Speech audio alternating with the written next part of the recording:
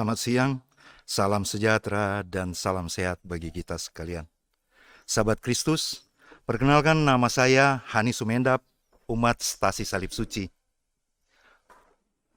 Paroki Raja Damai. Kita bertemu dalam acara ngobrol bareng imam.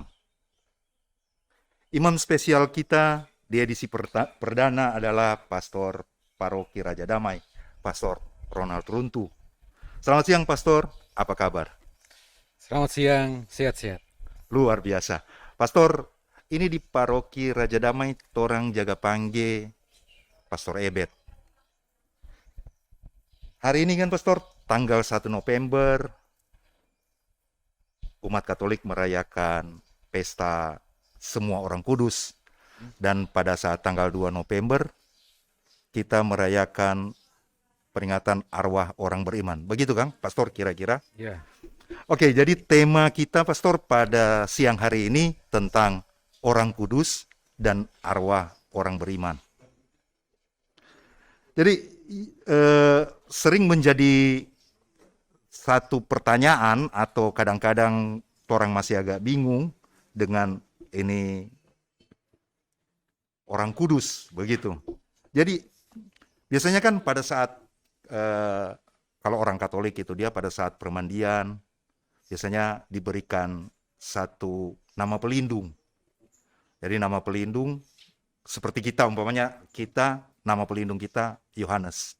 Tentu orang tua akan berpikir supaya nanti besar mau jadi kudus sama dengan Yohanes. Walaupun setelah besar mungkin ya jadi kudus, mungkin jadi kudis. Tapi mungkin waktu itu dia ya orang tua berharap seperti itu dia. Kalau Pastor Dang, apa Pastor P nama pelindung? ya. Ke masker dulu, Kang. Oh, buka masker. Oh iya, oke. Ini social distancing, jadi orang boleh buka masker karena jarak cukup jauh. Silakan Pastor. Selamat siang kepada Pak Hani, juga kepada umat yang terkasih, baik yang di studio, ada banyak orang, dan juga yang di rumah atau di mana saja. Ini pertanyaan yang baik, ya. Karena gereja hari ini merayakan Hari Raya Semua Orang Kudus. Nah, langsung saja saya berusaha menjawab pertanyaan. Orang kudus atau pelindung saya waktu dibaptis yaitu Santo Lukas, ya. Dan seperti Pak Hani bilang tadi, tentu saja orang tua mengharapkan supaya ya di samping kita boleh sebentar jadi kudus, tapi yang kita pikirkan terutama sebenarnya supaya sejak kecil ada yang jadi pelindung, ada juga yang jadi pendoa, dan bilang saja fungsi dari orang-orang kudus ya kalau bahasa praktisnya untuk menjadi pelindung dan pendoa. Kira-kira begitu. Oke. Oke, Pastor. Jadi orang kudus ini dia sangat berperan ya. Pada saat kita juga misa kan, Pastor, biasanya itu dia di bagian Ekaristi kita juga kan mendengar sapaan untuk para kudus. Yang biasanya Pastor bilang kan yaitu bersama para rasul dan semua orang kudus dari masa ke masa yang hidupnya berkenan di hatimu. Jadi seperti ini orang kudus ini dia ada ikut bersama-sama di misa gitu karena Ya. pastor menyapa begitu. Yang menjadi sedikit pertanyaan dari umat Katolik atau umat Kristiani pada itu dia sebenarnya siapa sebenarnya orang ini orang kudus, kong bagaimana orang jadi kudus? Oke. Ya, Silakan terima pastor. kasih. Eh, saya menangkap ada beberapa pertanyaan di sini, kan. Yang pertama tentang waktu misa, khususnya pada perayaan pada doa syukur agung, kan. Iya. Kita menyebut orang-orang kudus, ya. Bukan cuma orang kudus, tapi juga semua orang beriman yang sudah meninggal. Nah, sebenarnya Ekaristi itu perayaan gereja, ya. Dan bilang saja terungkap dengan sungguh-sungguh apa itu persekutuan gereja. Dan gereja bukan maksudnya gedung, tetapi umat atau orang-orang yang berkumpul, dan gereja ini ada yang kita yang masih hidup, dalam ekaristi kita bersekutu bersama dengan orang-orang yang sudah meninggal atau orang-orang mati. Nah, orang-orang mati ini ada yang sudah dikuduskan, kita sebut para kudus.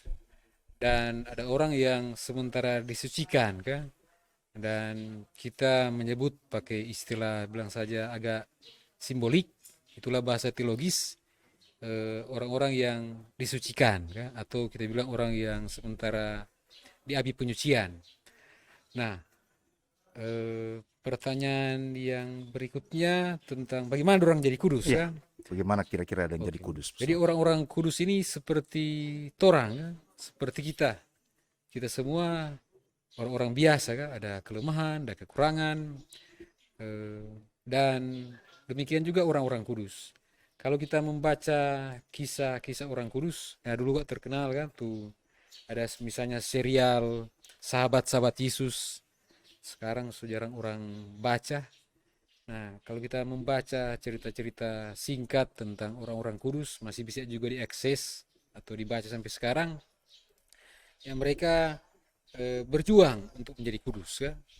Dan tentang proses menjadi kudus, nah itu proses yang panjang. Tidak tidak gampang atau tidak tergesa-gesa atau tidak dengan spontan gereja menetapkan orang-orang misalnya yang kita hormati langsung jadi kudus, kan?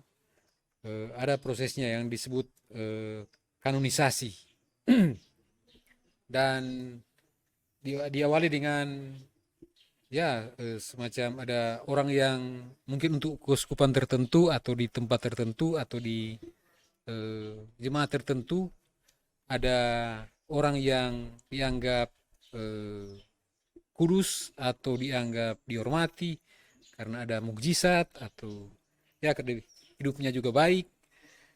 Dalam gereja dikenal juga dengan istilah verenabilis, kan? Verenabilis ya. Verenabilis, kan? Verenabilis. Artinya sebenarnya yang pantas dihormati, kan? Ya. Nah, mereka kemudian diajukan oleh gereja setempat atau ya uskup lah, mengajukan ke kepausan, ya. Dan setelah itu perlu ada penyelidikan secara detail, mulai dari kata-katanya, ajarannya, apakah bertentangan dengan ajaran gereja atau tidak, cara hidupnya. Berikutnya juga biasanya orang mengajukan dia orang kudus karena ada misalnya tanda-tanda mujizat dan segala macam, kan? Perlu juga diselidiki mujizat itu apakah benar-benar mujizat dan seterusnya. Dan setelah ada penyelidikan seperti ini, kemudian baru dinyatakan beato atau beata, ya. Beato untuk laki-laki, beata untuk perempuan. Jadi proses ini disebut beatifikasi. Sehingga kita kenal ada yang disebut beato. Dulu seperti Yohanes Paulus kedua kali lalu ada disebut beato, kan? Atau Santa Teresa kali lalu, Teresa Calcutta. Yang sekarang lagi rame Carlo Acutis. Itu. Beato. Iya, orang boleh lihat bisa akses, kan, baca dan seterusnya. Nah, berarti dia sementara proses kanonisasi.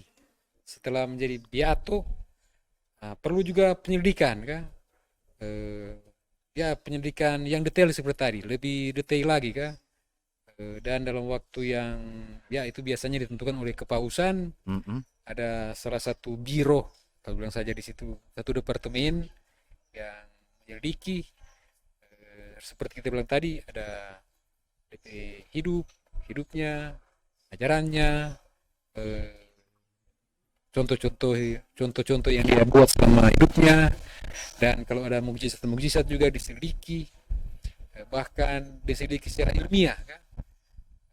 Karena bisa juga ada tanda heran atau mukjizat, ada mukjizat, ya. Itu bukan dari ilahi, kan? Bukan kuasa ilahi, bisa juga kuasa lain, kan? Ada banyak kuasa-kuasa barangkali di dunia. Nah, setelah penyelidikan yang memadai, baru gereja menetapkan sebagai santo atau santa. Itu yang proses kanonisasi, ya. Oh, Itu. itu dinamakan kanonisasi ya. Iya. Jadi setelah beatifikasi itu masuk dalam proses kanonisasi, Pastor. Iya. Oh Iya. iya, oke. Ah, terima kasih, Pastor, untuk itu dia. Nah, ini ada pertanyaan yang lebih itu dia. Sebenarnya orang kudus ini apa dorang pe fungsi? Mhm, Soalnya mhm, biasanya kan kalau di itu dia dengan perantaran para kudus atau apa mhm, begitu, dan sebenarnya fungsinya orang kudus ini dia mhm, mhm, mhm. apa buat buat orang yang itu dia. Ya, yang fungsinya bisa banyak kah? Kita ringkas saja pertama untuk saya misalnya kah, atau sebenarnya untuk semua orang beriman.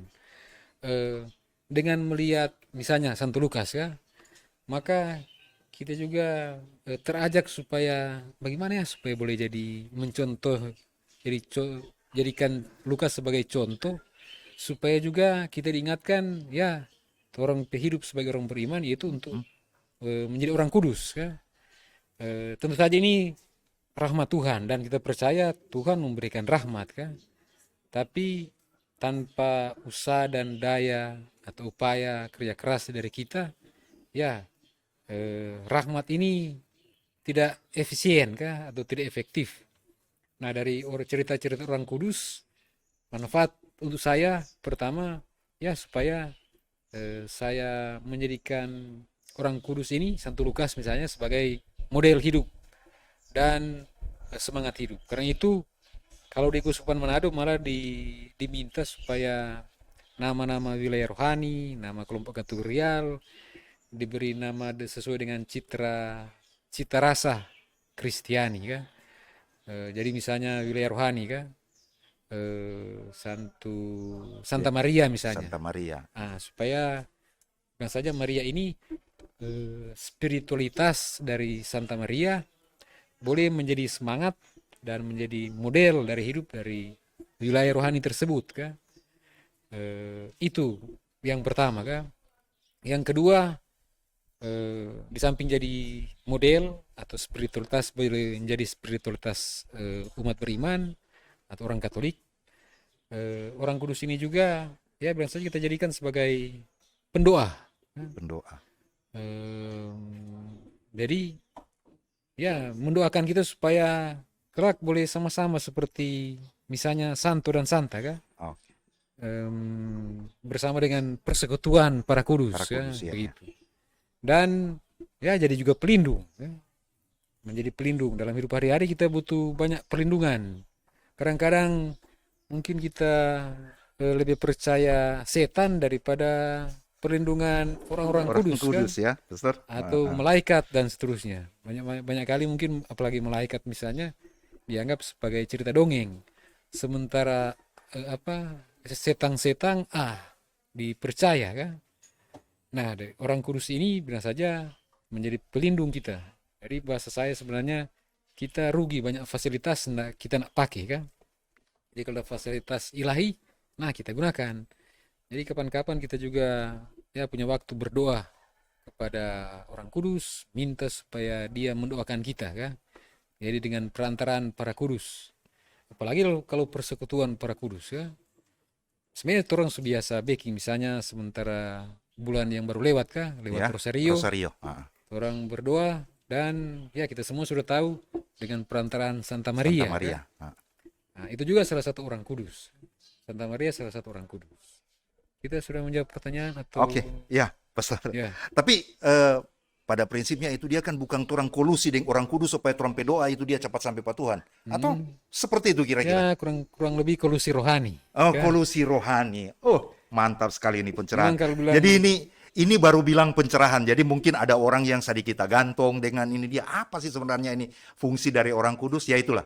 Kira-kira tadi Pastor telah menjelaskan orang perlu berkolusi secara rohani dengan orang kudus supaya orang doa-doa itu dia didengar.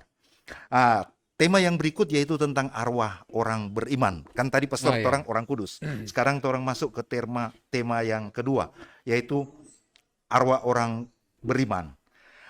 Kadang-kadang kan Pastor begini, ada ini ini hampir selalu dang orang jaga dengar begitu. Orang jaga bilang begini, jangan lewat di jalan sana basongko. Atau begini, ada tuh cewek di sana masih jaga batunjung. Dia kok ada tabrak mati di situ kok jaga batunjung. Nah, yang menjadi pertanyaan, Pastor, ini orang kalau mati, orang ini dia kalau belum dapat terima dang di atas, belum dapat terima dalam arti kata ini dia belum masuk surga dang ini dia. Orang pe arwah itu dia masih di dunia ini. Dia bikin-bikin tako orang atau kasih-kasih ingat orang atau bagaimana kira-kira Pastor itu dia DP itu dia dang supaya orang lebih cerah. Oh ini nyanda ada kok ini songkok-songkok atau setang-setang begitu. Masa orang pe mama mati orang bilang setang. Berarti orang pe mama jadi setang dang kalau begitu. Nah, kira-kira Pastor bagaimana DP jawaban? Silakan. Ya, kadang-kadang orang berpikir yang sederhana kah, simple. Ya, kalau belum dapat tampa di surga berarti masih tabiar kan? Nah, Mungkin yang itu yang disebut dengan gentayangan atau berkeliaran tanpa arah, tempat tujuan. Akhirnya tak gate di dapur kah? di Atau dapur. tak masuk di pohon atau di mana. Ada yang bahkan punya ya DP istilah mata terang, boleh balia ya kita mata supai ini sampai kacamata nu mata terang sukabur kan. Ya itu bisa juga ada orang yang percaya seperti itu kan. Nah kalau ajaran gereja kita mengenal ada yang namanya kalau pakai bahasa yang biasa itu api penyucian kan. Api penyucian. Nah, Dan itu akan kita rayakan besok sebenarnya tanggal 2 November. Kita merayakan dan sebenarnya secara khusus mendoakan arwah orang beriman.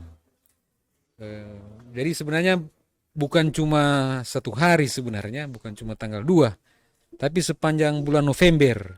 Sebenarnya kita diajak supaya secara khusus mendoakan orang-orang beriman yang sudah meninggal ya.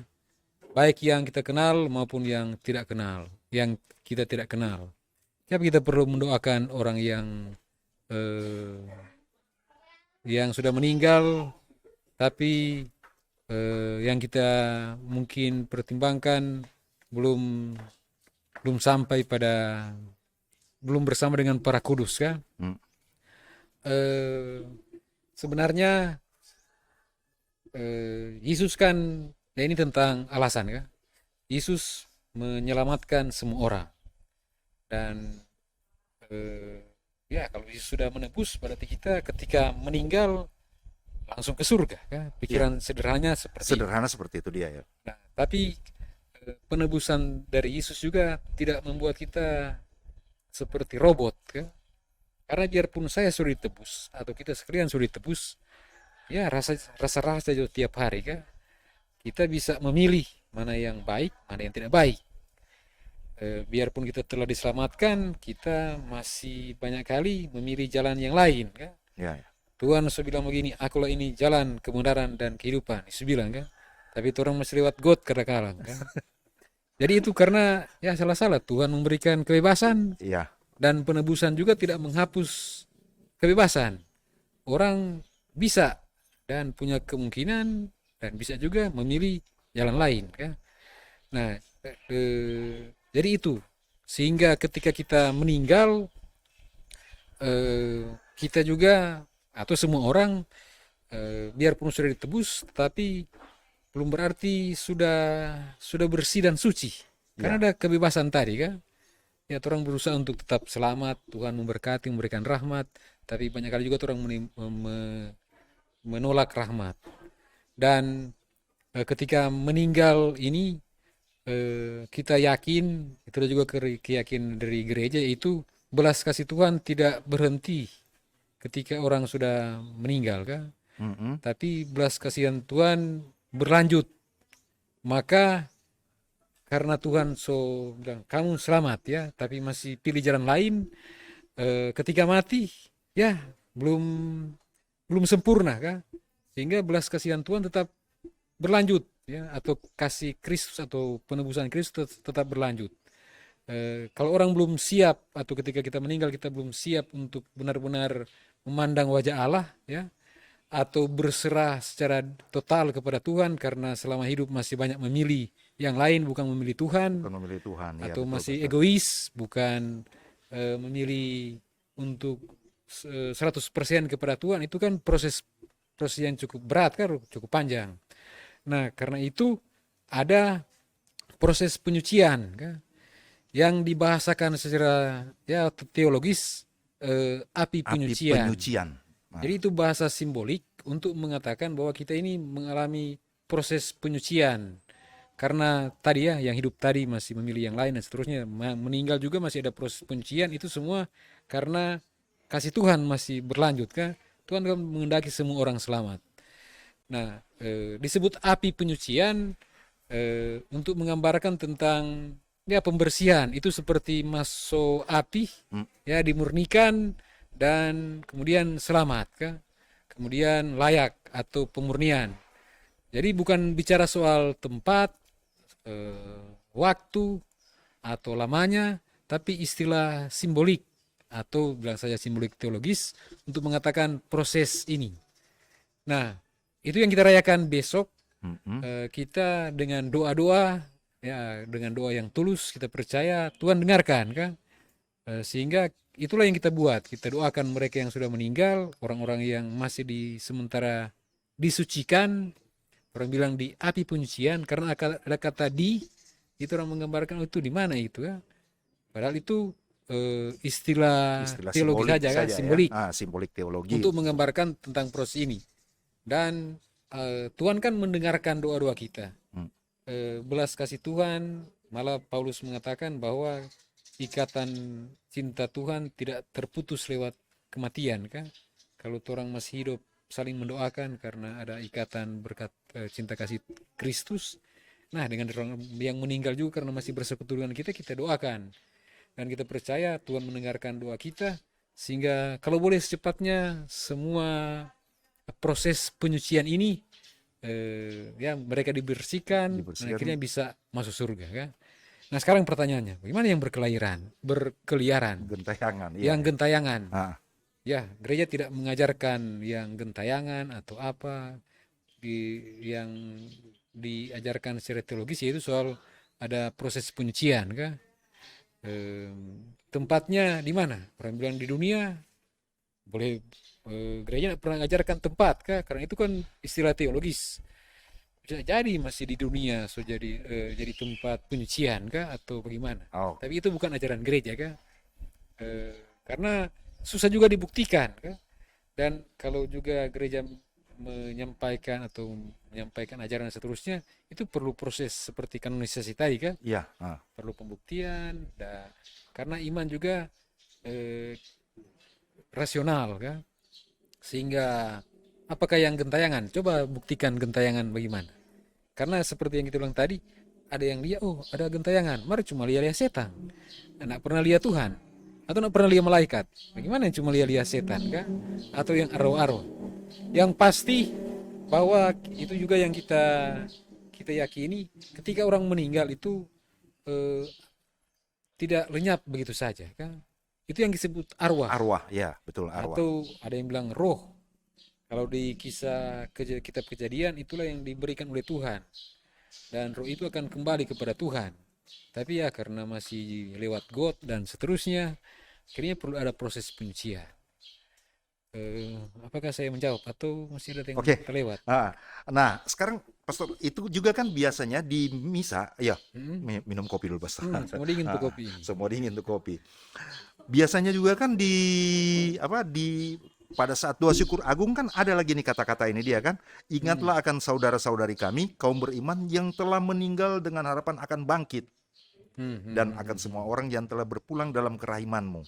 Terimalah mereka dalam cahaya wajahmu. Berarti setiap hari Minggu, orang berdoa untuk ini yang semeninggal itu dia, supaya mempercepat proses di api penyucian itu dia kan, Pastor. DP istilah itu dia. Nah, sementara kalau mau buktikan bahwa itu baspok, gentayangan, apa segala macam itu dia, itu memang sebenarnya tidak diajarkan dalam agama Katolik itu dia kan, Pastor. Jadi yang diajarkan bahwa orang itu dia tidak serta-merta begitu dia meninggal, kalau dia berdosa neraka, kalau dia kudus langsung surga. Nggak begitu, ada satu proses lagi di antara itu dia kan, Pastor. Iya.